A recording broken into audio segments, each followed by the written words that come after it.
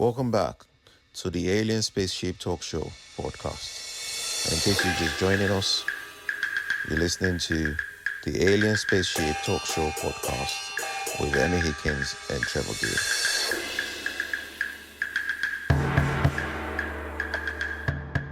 He achieved. I mean, it just reminds me of another group which we still think are a bit of a nuisance, let me put it that way, nowadays, and it's the Greenpeace. So the Greenpeace, they would, I mean, you probably be confident with that, because at some point they would block off the M25 in London. You know, they do a protest and you know, just completely bring traffic to a halt, you know, everything. And I think it was estimated, was it 2016, that, you know, it cost the economy millions of pounds in losses. And there was another case where they actually did it on a Russian ship or something, and they actually boarded a Russian ship, and most of them were actually arrested and incarcerated in Russia, and the government had to intervene to, you know, get their release. And I remember one of them saying, "Well, I would never try that to, you know, on a Russian ship again," you know, which it doesn't really excuse the fact that they are getting noticed, because they are really getting noticed, aren't they? And whatever happens, even in countries where there are very strict laws, where the laws are not, and I'm talking about human rights laws, where the human rights laws are not so relaxed, like America and Britain and Australia and all these other Western part of the world. And I'm talking about places like Russia, probably Saudi Arabia, or, you know, the Middle East, where they're a bit more stricter. But they still protest, don't they? They still do. And sometimes, you know, even though they're violently dispersed, sometimes they lose their lives, but they still do it. And sometimes it turns violent. So I'm just thinking now, your question, I'm trying to answer your question, but like I said, it's a really tough one. Would anybody ever achieve anything without being a bit of a disruptive element, or throwing in a bit of a disruption into the mix? Would there ever be anything achieved without that? You know, and I think the answer is no. I think the system encourages it.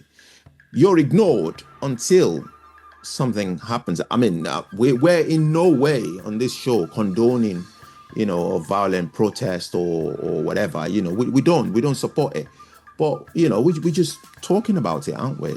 In a really unbiased way, you know, with due respect to, you know, both parties. But I don't think you get an audience if you're very, very, very, very peaceful and very, very relaxed, and, you know, and trying to go about things the right way. So in answer to your question, I think there has to be a little bit of a disruptive element to achieve something. Not right. I'm not saying it's right, but I think, and that's my opinion.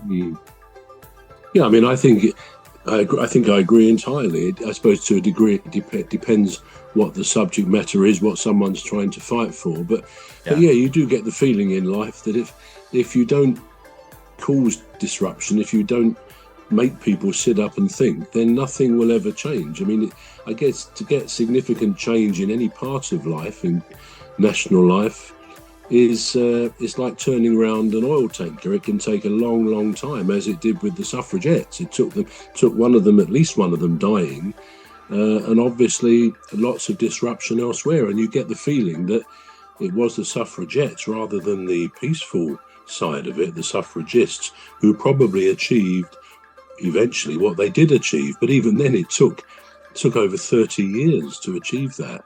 So it depends, I guess, what the subject matter is. And as life goes on, and we look at, it's no wonder why, you know, femininity, the feminism movement came about, because women were so clearly disadvantaged for many hundreds of years. And some would say in some ways maybe still are. I think probably great strides have been made towards equality.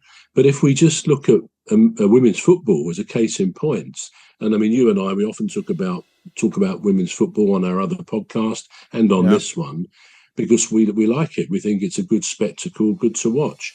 But what is interesting about it is the way they were banned from playing by the FA for 50 years.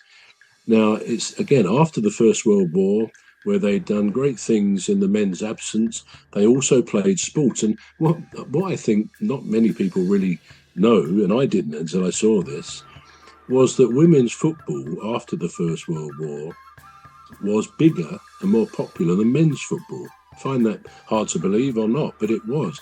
And in fact, there was a women's match in 19...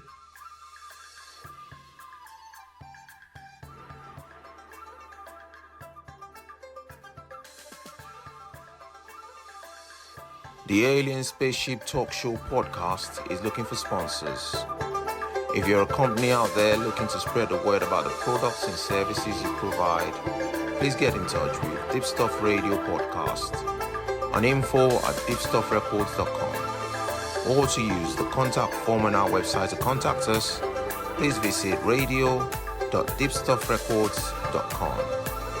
Also, if you're looking to get involved on the Alien Spaceship Talk Show podcast, reach out via our Deepstuff Radio Facebook page. Thank you.